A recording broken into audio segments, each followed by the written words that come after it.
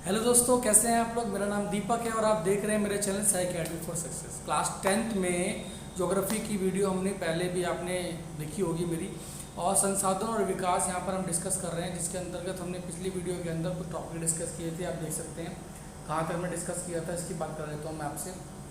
ठीक है, इसमें बात की थी प्राकृतिक संसाधनों की। सबसे पहले डेफिनेशन संसाधनों की दी थी हमने। संसाधन क्या होते हैं? जो भी चीज़ें प्रयोग योग्य होती हैं, जिनका हम इस्तेमाल कर सकते हैं, क्या कहलाते हैं वो? प्राकृतिक संसाधन कहलाते हैं। फिर जैव और अजैव की हमने बात की थी, और स्वामित्व के आधार पर, निजी क्षेत्रों के आधार पर हमने चीज़ों को बांटने का प्रयास किया था। यहाँ हम लोग क्या करेंगे, डिस्कस करेंगे। यहाँ पर हमने पिछली वीडियो में नवीकरणीय और नवीकरणीय के बारे में भी डिस्कस किया था, संभावित साधनों के बारे में डिस्कस किया था। अगर आपने अभी तक वो वीडियो नहीं देखी है तो आप जाकर उस वीडियो को देख सकते हैं। दूसरी बात, चैनल को सब्सक्राइब करके बेल आइकन को दबा दीजिए, ताकि जब भी मैं वीडियो डालूँ वो आप तक पहुंच जाए। तो यहाँ देख लेते हैं कुछ चीज़ें हम लोग जो हमने पिछली क्लास में डिस्कस किया था, जिसमें सबसे पहले बात थी सतत पोषणीय विकास की ना। यहाँ शुरू करते हैं हम लोग आज। सतत पोषणीय विकास क्या होता है? भावी पीढ़ी की आवश्यकताओं को ध्यान में रखते हुए वर्तमान पीढ़ी की आवश्यकताओं की पूर्ति करना, क्या कहलाता है? सतत पोषणीय विकास कहलाता है। क्या? भावी पीढ़ी की आवश्यकता, यानी जो आने वाले समय में हमारी पीढ़ी है उसकी आवश्यकताओं को ध्यान रखते हुए वर्तमान पीढ़ी की आवश्यकताओं को पूरा करना। मतलब इतना भी संसाधन शोषण ना कर देना कि आने वाले समय में संसाधनों को क्या हो जाए, समाप्त हो जाए, और हमें हमारी आने वाली पीढ़ी को वो संसाधन ना मिले। जैसे कि आज हम लोग क्या कहते हैं कि हमें शुद्ध हवा नहीं मिलती है, अच्छा खाना नहीं मिलता है। तो उसका सबसे बड़ा कारण क्या है कि हमसे पहली जो जनरेशन थी उन्होंने उतनी संभाल के चीज़ों को नहीं रखा, इसलिए हमें वो चीज़ें नहीं मिली।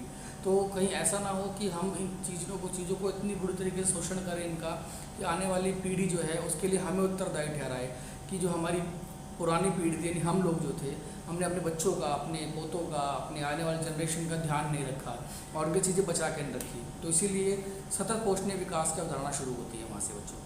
ठीक है, तो ये इसके लिए एक क्या कहते हैं, सम्मेलन हुआ था रियो डी जेनेरियो में। ठीक है, उसके बारे में बड़े पृथ्वी सम्मेलन कहते हैं उसको। 1972 में स्टार्टिंग हुई थी और मेन जो है 1992 वाला है। तो उसके बारे में हम लोग बात करेंगे थोड़ी देर में।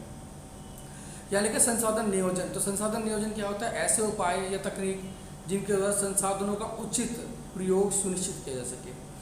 प्लानिंग होता है बच्चों, यानी देखो, मानवीय आवश्यकताएं सीमित है और उन्हें पूरा करने के साधन कैसे हैं? सीमित है, और उनके वैकल्पिक प्रयोग संभव है। इसका मतलब ये हो, सतत पोषणीय विकास का मतलब ये हो गया कि या संसाधन नियोजन का मतलब ये हो गया कि रिसोर्स प्लानिंग करना है हमने। इस तरीके से चीज़ों को इस्तेमाल करना है कि ना केवल हम उनका अच्छी तरीके से इस्तेमाल कर पाए, बल्कि आने वाले समय में हम जो हमारी जनरेशन है उसका इस्तेमाल भी कर पाए, और हम भी उसका इस्तेमाल आने वाले समय में कर पाए। इसको एग्जाम्पल समझ लेते हैं। घर है, घर के अंदर हमारे पास जितना भी पैसा है या जितना भी धान्य है उसको हम इकट्ठा एकदम से खर्च नहीं कर देते, कुछ बचत करके चलते हैं कि आने वाले समय में जब परेशानियाँ आएंगे तो हम उनको इस्तेमाल कर लेंगे। इसी प्रकार से प्लानिंग हम लोग करके घर में चलते हैं, देश प्लानिंग करके चलता है, और देश प्लानिंग करता है संसाधनों के नियोजन की, इस तरीके से इस्तेमाल करेंगे कि आने वाले समय में भी इनका प्रयोग किया जा सके। और जो हमने बात की थी संभावित संसाधन या भंडार संसाधनों की, उसकी बात बता दूं मैं आपको कि बहुत सारी चीज़ें जो अभी तक इस्तेमाल होना शुरू ही नहीं हुई है, हमने उनको इंगित कर लिया, उनको बता दिया कि भाई इनको हम इस्तेमाल करेंगे, लेकिन अभी हमारे पास ना वो टेक्नोलॉजी है, ना वो चीज़ें हैं ताकि हम उनका इस्तेमाल कर सकें। आगे देख लेते हैं संसाधन नियोजन। तो उससे अगला पॉइंट है संसाधन संरक्षण। इसका मतलब क्या होता है? संसाधनों का न्याय संगत तथा योजनाबद्ध प्रयोग, यानी संसाधनों का जब योजनाबद्ध और न्याय संगत प्रयोग क्या कहलाता है? संसाधनों का संरक्षण कहलाता है। जल संरक्षण पढ़ा होगा आपने, पानी को बचाना, पशु संरक्षण, शेरों का संरक्षण, बाघ रिजर्व वगैरह पड़े होंगे। उसी प्रकार संसाधनों को संरक्षण करने की बात की गई कि उन्हीं संसाधनों का प्रयोग किया जाए, या केवल उतने ही संसाधनों का प्रयोग किया जाए जितना कि आवश्यक है। अधिक और उससे कम दोनों संसाधनों का प्रयोग जो है वो ना किया जाए। बढ़ते आगे, लेकिन भूमि निम्नीकरण। तो यहाँ पर तो हम लोग खाली ये समझेंगे कि इनकी डेफिनेशन टाइप समझेंगे। अभी जो मेनली क्वेश्चन आंसर है वो तो अभी आने बाकी है बच्चों। भूमि निम्नीकरण क्या होता है? इसको ऐसे समझते हैं, मिट्टी की जो उपजाऊ शक्ति है उसका समाप्त हो जाना। ठीक है, क्या कहलाता है? भूमि निम्नीकरण कहलाता है। एग्जाम्पल के तौर पर, जब किसी भी प्राकृतिक या मानवीय क्रियाकलाप के द्वारा मिट्टी जो है कृषि के योग्य नहीं रह पाती। अब यहाँ पर प्राकृतिक क्रियाकलाप आपको समझने होंगे, मानवीय क्रियाकलाप। मानवीय का मतलब तो ये हो गया कि प्रदूषण करना, एक ही ज़मीन पर बार बार एक ही फसल को उगाते रहना, उससे भी भूमि निम्नीकरण हो जाता है। चराई कराना, पशुओं से क्या कराना, चराई कराना, वही भूमि निम्नीकरण का एक पार्ट है। और सारे 5 पार्ट अभी डिस्कस करेंगे नीचे। दूसरी बात क्या है, प्राकृतिक। अब प्राकृतिक का मतलब बाढ़ आ जाती है, कई बार भूकंप आ जाता है, कई बार इससे क्या होता है, इससे भूमि का निम्नीकरण होता है। कई बार बच्चे क्या समझते हैं भूमि निम्नीकरण और भू अपरदन दोनों एक ही होता है, और थोड़ा सा स्लाइटली थोड़ा डिफरेंस है इसके अंदर, वो हम नीचे देख लेते हैं। जैसे ज़मीन को कितने भागों में बांट सकते हैं, पहले लिखा निवल अथवा शुद्ध बोया गया क्षेत्र, यानी ज़मीनों को हम बांट सकते हैं क्षेत्रों के अंदर, यानी कितना हम लोग इस्तेमाल कर सकते हैं, ठीक है। जिसमें पहला जो आपका हो गया निवल और शुद्ध बोया गया क्षेत्र, ये वो क्षेत्र है जहाँ पर एक से अधिक बार खेती की जा चुकी है, तो उसको हम लोग बोलते हैं निवल या शुद्ध बोया गया क्षेत्र। दूसरा है कुल बोया गया क्षेत्र।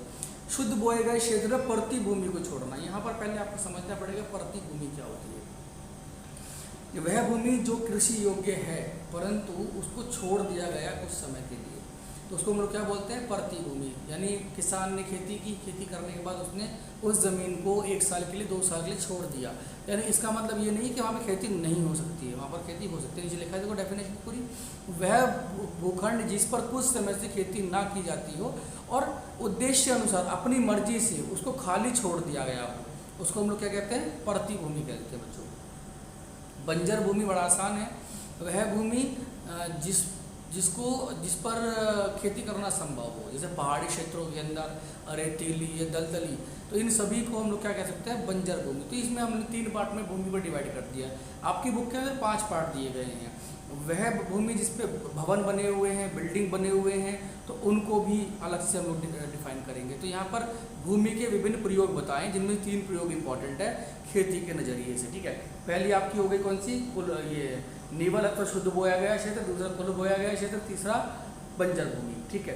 तो परती भूमि तो पार्ट है कुल बोया गया क्षेत्र का। आगे बढ़ लेते हैं। देखिए मिट्टी की बात कर लेते हैं। मिट्टी यहाँ पर सबसे इंपॉर्टेंट जो रहता है जलोढ़ मिट्टी रहता है। हालांकि यहाँ पर हमारे पास लैटराइट मिट्टी लिखा है, मगर सबसे इंपॉर्टेंट यहाँ रहता है वो कौन सी रहती है, जलोढ़ मिट्टी। जलोढ़ मिट्टी जो होती है बेटा वो सबसे ज़्यादा इंपॉर्टेंट है, खासतौर पर खेती के लिए। सबसे ज़्यादा इंपॉर्टेंट कौन सी है, जलोढ़ मिट्टी। तो इन सभी मिट्टियों की कुछ खास बातें, कुछ अगला जो मैं वीडियो लेके आऊँगा उसमें जो कुछ मेन क्वेश्चन आंसर होंगे, कोई रिफ्रेशर है मेरे पास, उसमें से मैं मेन क्वेश्चन आंसर आपसे कराऊंगा, वहाँ डिस्कस इसके बारे में करेंगे, ठीक है। आइए बढ़ लेते हैं, मृदा अपरदन की बात कर लेते हैं। प्राकृतिक कारकों द्वारा मृदा का एक साथ से हटना मृदा अपरदन कहलाता है। मैंने क्या कहा था, कई बार बच्चे क्या करते हैं, जो ऊपर ने पढ़ा भूमि निम्नीकरण, भूषण और मृदा अपरदन, इनको एक समझ लेते हैं। मृदा अपरदन का मतलब ये होता है कि प्राकृतिक, ये देखो यहाँ पर थोड़ा सा मैं समझा दूँ आपको, प्राकृतिक कारक और मानवीय कारक दोनों कारण मृदा कटती है, तो उसको क्या बोलते हैं हम लोग, मृदा अपरदन बोल देते हैं, ठीक है। नेक्स्ट बढ़ते हैं, उत्खात भूमि किसे कहते हैं।